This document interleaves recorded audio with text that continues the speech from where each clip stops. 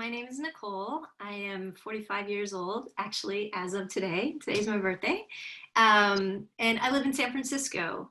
And I'm here today. Dr. LeBay had asked for me to share my story, which I was honored and privileged. I hope that my story, if you relate to it, that I can share some tips and tricks about my journey. Secondly, I want to talk about my diagnosis and how hard the journey was to find, once I found Dr. LeBay, get some answers. But some of the messaging that the doctors had told me along the way. And then third and finally, I just want to share with you my approach to changing my lifestyle around food, and share some tips and tricks that I think has helped me be successful in where I am today. So let me just start with my journey. I would say that I am your typical Generation X kid. And what I mean by that, during this generation, most parents went back to, both of them were working. And there's a reason why Generation X is called the latchkey kid generation. For myself, I let myself in after school and I just raided the pantry. And the pantry was full of processed foods. And if I'm completely honest with you, my favorite after school snack was a toasted Lego My Eggo with a vanilla scoop of ice cream. And if you know this, that chocolate that just magically hardens on top. Yeah, that was my everyday after school snack. And then, my mom would come home from work exhausted and we would throw something, mac and cheese or something very easy out of the box, or even TV dinners. This was the generation that kind of grew up with convenience and box foods and TV dinners. And, the food industry played a huge, just kind of game on us, where it was also the era where they took the good fats out of food and they replaced it with chemical processed fats. And if you guys remember, fat-free and sugar-free, and we bought into that mentality and we were buying all these box foods of just processed foods. And I think later the food industry came back and said, oh, sorry, we made a mistake. But for me, I missed that memo. I went through my whole life just buying fat-free foods thinking it was good. And so I ate like that through my junior high and high school. And the mentality I had was, oh, I'm skinny. It's not impacting me. And oh, how wrong I was. When I got to college, I continued to eat like that. I continued to do convenience food that was bad for me.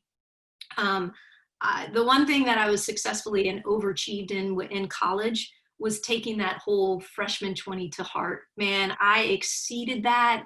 I gained 40 pounds in college, you guys, and it was so bad. I look back on that time and I just see myself, I was bloated and brain fog, and just that's when really kind of all of the problems set in and just cascaded out of control. I just was, it's just looking back on that, it's just such a horrible experience. And I remember going to my gynecologist and seeing her explaining more, thinking that it was just hormone imbalance because the moodiness was there. There was just a layer of frustration. And her answer to that was to put me on the pill immediately, that would balance my hormones. Now, back then I was like, okay, whatever, I trust you, doctor, do this. And for the most part, I did see some help with at least some balance. But now, knowing what we know now, going on the pill and staying on the pill for 15 years is so bad for us and so bad for our system. And continuing to do that, continuing to not have the correct education around food and what healthy meant. And I thought I was eating good because I was eating fat-free foods and sugar-free foods and, buying into what this food industry, the labeling and all of that. So I really thought I was eating well, and sorely mistaken, I was not. And if we fast forward to 2009, so now I'm about 34, my system completely shut down on me. I remember it was November 2009. I started getting sick. I lost 20 pounds in 1 month. Nothing would stay. Everything just went through me. And when it didn't go through me, I then became constipated so bad that I had to go to the doctor. And there was a whole bunch of issues that happened after that. And I ended up having to have surgery because there was a tear and a fissure. And these are all signs and symptoms that your system is not healthy. This is really bad. And they did all kinds of tests. They couldn't figure out, there was no parasite. They couldn't figure out what exactly was wrong. And it was the first time that leaky gut syndrome was introduced to me. And that was all the doctor said. That was all that the medical industry had said. And so it took myself to go out and seek a naturopathic doctor who, once again, explained, you need to eat healthier, you need to eat better. And again, with the mindset of trusting the food industry, I was like, I do, I eat really well. So, you know, and it's hard to not understand what that truly means if you're raised believing the marketing that was happening. So my system got so bad that I couldn't keep anything down. Even after the surgery, I couldn't keep anything down. The naturopathic doctor introduced me to a diet called GAPS. And GAPS is a very, very strict, I really honestly lived on chicken bone broth or beef bone broth for an entire year. And I would add some fish and some protein and vegetables. And that was the only thing safe that would go down during this year until I regained enough strength to start adding little bit by little bit other foods. So that kind of was going on. I cut out a lot of things in my life, again, thinking that I was eating well. And luckily, you know, a few years later, I met a wonderful man who was a foodie and really started to cook for me and understand how cooking at home and fat was actually good for us. Healthy fat, natural fat, that's our body absorbs that and processes that differently. And when he started cooking and we were eating more, and now he's my husband, thank God, because he's a key contributor for me getting healthy. But again, you know, we were cooking and eating and you know, keeping to all of that at home. But so that was 9 years ago I met him, and I felt like I was still on the right path. But you have to understand, growing up with this food mentality and trying to think that the damage had already been done. My system was already fatigued. I really was struggling to understand or recreate or correct the damage I had already done. And so although I was eating better, I started to get symptoms again. And symptoms again included brain fog and mood swings, and my PMS just started to expand of how long that was lasting. And mid 30s, late 30s, I started having hot flashes. And once again, I started reaching out to doctors. And this is kind of getting into the second part of how hard it was to get a diagnosis. And when I reached out to those doctors, the first one immediately, her answer was, well, you need to go on Prozac. Prozac? What? What is the answer to that? And I mean, I just was, no, I don't want to go on Prozac. That is not the problem here. But she even told me, she admitted, this is the answer of what we give all women when they come in. This is just a natural part of this. You know, your hormones are going to change as you get older. And I still can't connect what the reasoning is behind putting me on Prozac, but I knew that that was not the answer for me. So I dropped that doctor. I went to another doctor. And her answer was, well, that's just a part of growing up. And I'll never forget those words, because I was like, really?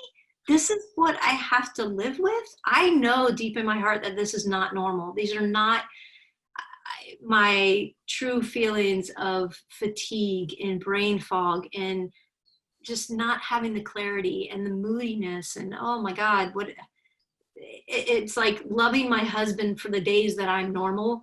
And then all of a sudden a switch goes on and he got the wrath of everything. But, but once you get out of that and you can think clearly, it's like, oh, the guilt and the feeling, you know, when you're not yourself, you know, when you're not balanced. And so, but you don't know where to turn because all of these doctors who are supposed to know better are telling you that that's normal. And I guess my biggest message to you guys today, if any of my story rings true or you can relate to it, push the doctors. And I know you're not feeling well enough to have the energy to push, but don't accept those as answers. It's not, the medical industry is there to treat emergencies and a broken arm. I'm not convinced that they're fully there to understand the wellness of what we need.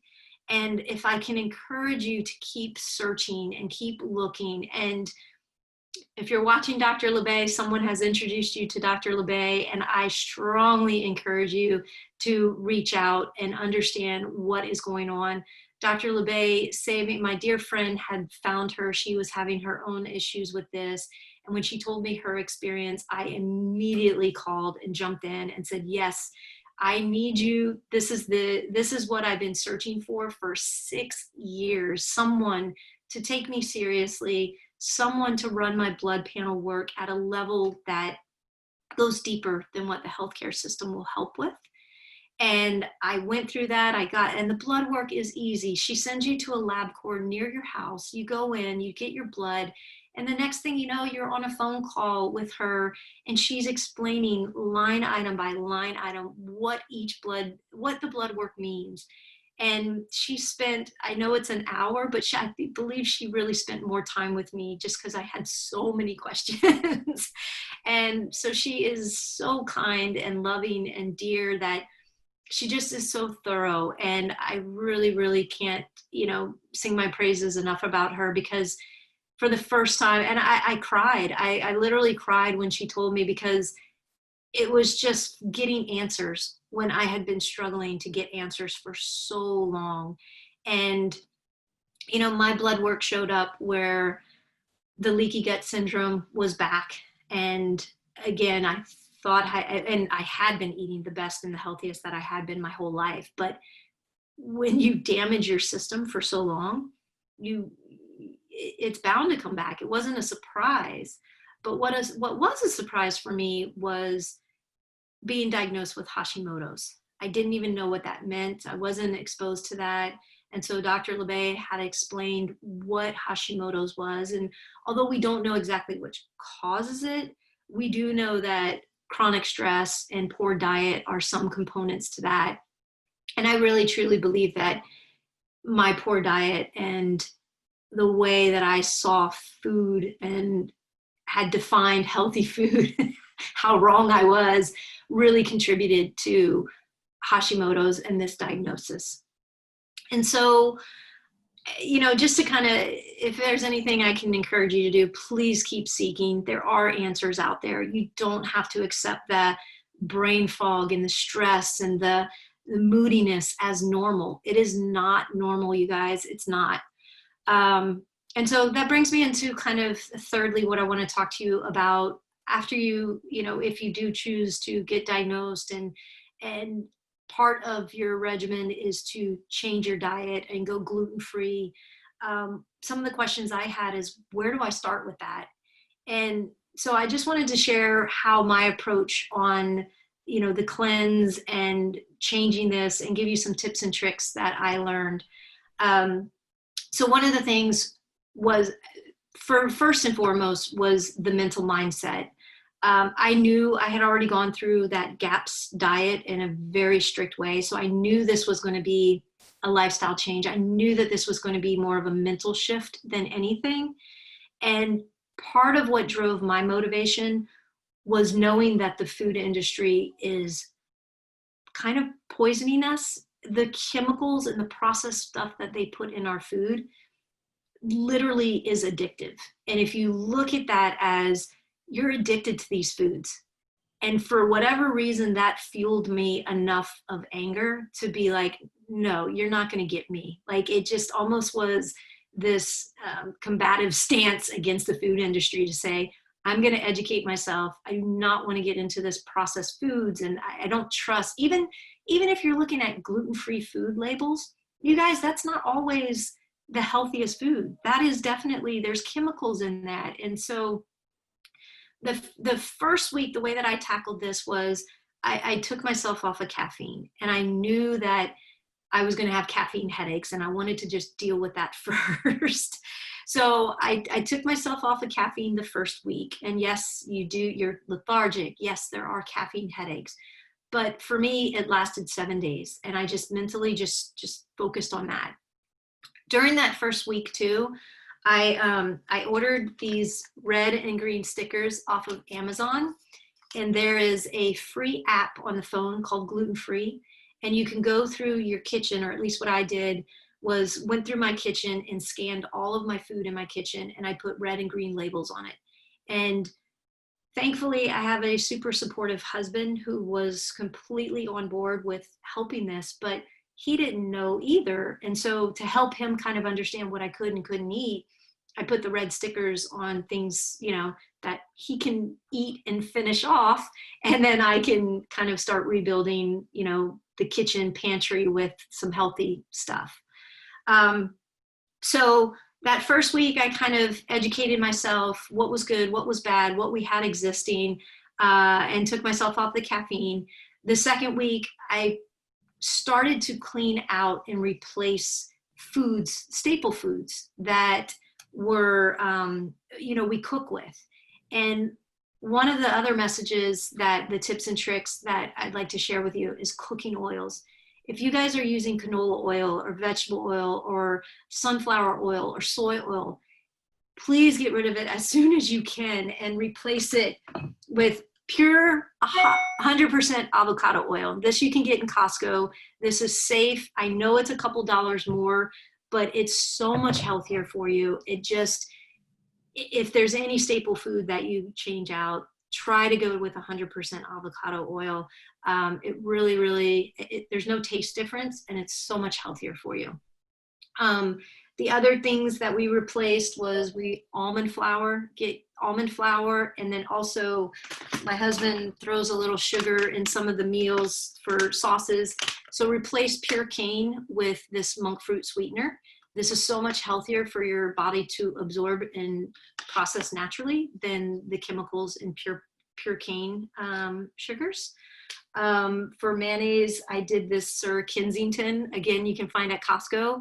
It's 100% avocado oil, healthy. I can't taste the difference. A lot of things you can find that as substitutes for your cooking and your meals where we can't taste a difference. There are some, I will admit that yes, there is a difference. But for the most part, 90%, if you try and you look, there are substitutes for what you already naturally do. If you guys cook with soy sauce a lot, I know in our family we do, there's these amino coconut acids that you can cook with this as your soy sauce substitute. My husband and I can't, and he's a big soy sauce fan, and we can't taste the difference there. So, just knowing that knowledge and kind of preparing yourself, and it doesn't have to happen all at once. This is a lifestyle change. Just gradually educate yourself on what you can substitute out. It's easy once you know. Yes, the con is that it does cost a little bit more for organic foods and healthy foods. It is unfortunate. It's cheaper to put chemicals in our food, but definitely strongly encourage you to kind of do that. And then lastly, the cleanse. If you are part of your regimen is, cleaning out your gut, and the cleanse, you'll get one of these shakers with the shake in it. Now, I admit I could never get the powder to unclump. It seemed like I blended it and then don't blend. That just creates a whole foam of stuff in your shake. And then, the shaker, there's a little bit of, I just couldn't figure out how to unclump it, but I drank it fast. And It's not a starvation cleanse, you guys. Have your snacks ready. I ate a lot of cucumber, avocado, and sauerkraut, snacks during the day. I also prepared myself with just a bag of mixed nuts and also these beef sticks. And these beef sticks get 100% grass-fed. I have one of these bags and one of these beef sticks in my car. I have it in my purse. I have it everywhere I go, just in case I get hungry, and it can, subside my appetite until I can get home and make a better, healthier choice. And then lastly, and this may seem silly, but it's a trick that has helped me. I bought off of Amazon these little pill packs. There are so many, just not pills, but like vitamins that I had to take. And a part of my regimen was just kind of taking all of these vitamins and supplements. And there's no way I would have been able to stay on track and take it with food, take it without food, take it during the day. I'm a pretty organized person, but even that would have just, thrown me over. And with these organization of the supplements, I'm able to be successful with taking those and rebuilding my gut and everything that I need to do to be healthy. So just kind of wrapping that up, I do hope that my story, helps anybody. I do hope that if there's one thing, if you are feeling any of those symptoms, I really encourage you to keep searching. Don't just stand for that's normal or that's just the way it is. It is not, you guys. I feel it's been 2 months and I feel so much better already. Not all the symptoms are completely gone, but they definitely have improved. And the biggest thing that I can say for cleansing everything and getting rid of gluten for these 2 months is just the energy level. Your day, I sleep better. I wake up energized and bouncing out of bed, which I can't remember the last time that's ever happened to me. I have more focus at work. It's not a challenge. The brain fog is lifting and I'm able to focus and concentrate on the right things at work. My relationship with my husband is just stronger and better, and I'm able to clearly communicate what it is that's going on. And it just, there's light at the end of the tunnel, and there's just so much that you can feel better. It doesn't have to be that way. And I think that that's my message, that I want all of you just to keep continuing on to be healthy.